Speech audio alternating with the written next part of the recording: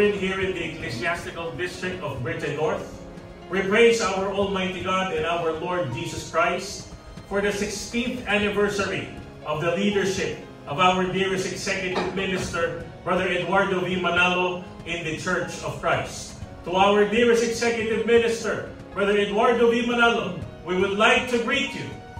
Happy